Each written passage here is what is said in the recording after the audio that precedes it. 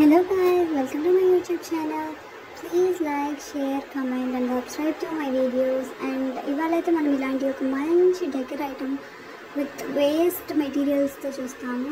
ఇట్లాంటి sanitizers bottles, స్లేస్ and tape, thread and scissors అంటే సరిపోతాయి. ఫస్ట్ అయితే మనం ఇలాగ ఒక శానిటైజర్ బాటిల్ తీసుకొని క్లే మౌల్డ్ ఉంటుంది కదా, నేనైతే స్కిన్ టోన్కి కొంచెం సెట్ అవుతుంది అనుకొని ఎల్లో కలర్ తీసుకున్నాను. యాక్చువల్లీ నా దగ్గర 4 కలర్సే ఉండే, సో నేను ఎల్లో ప్రిఫర్ చేశాను స్కిన్ కోసం.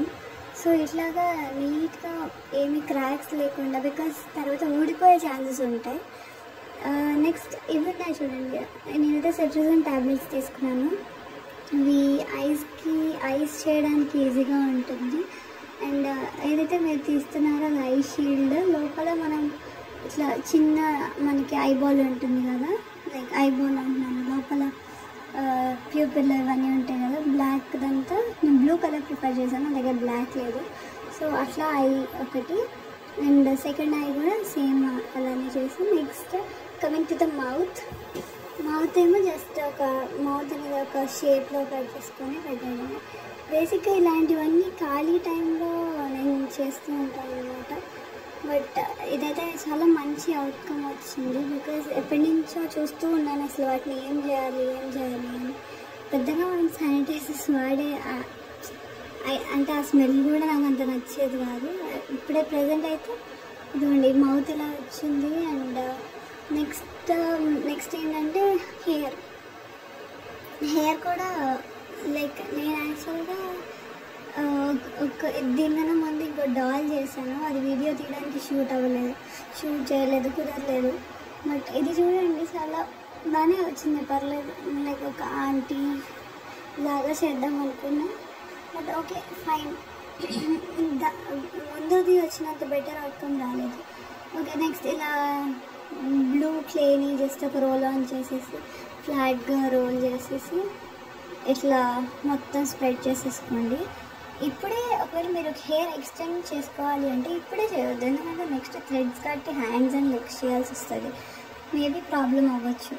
సో నేనైతే హెయిర్ ఫస్ట్ అక్కడ వరకు పెట్టుకున్నాను, అది కావాలంటే ఎక్స్టెండ్ చేసుకుందాం అన్నట్టుగా,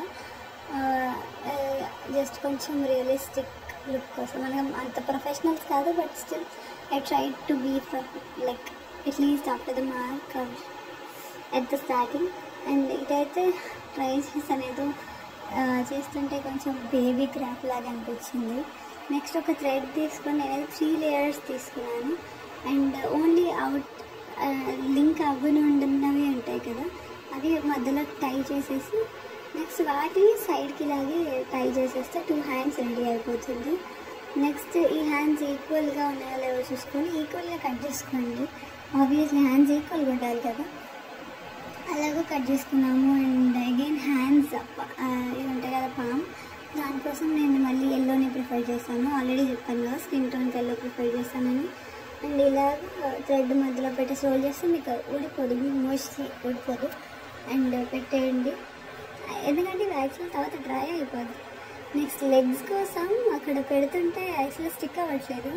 నేనేం చేశానంటే పైన కట్టాను కదా థ్రెడ్, అది ఊడిపోవడానికి ఛాన్స్ లేదు, సో దాన్ని బేస్ చేసుకొని కట్టాను. అక్కడి నుంచి 2 లెగ్స్ అక్కడి నుంచే తీసేసుకొని కిందకి టై చేసేసుకున్నాను. కింద చూడండి అలా పెట్టేసి టేప్ పెట్టేస్తాను అన్నమాట. అండ్ వాటి సైజ్ చూసుకొని కట్ చేసుకోవాలి, యాక్చువల్గా అది చూపించలేదు.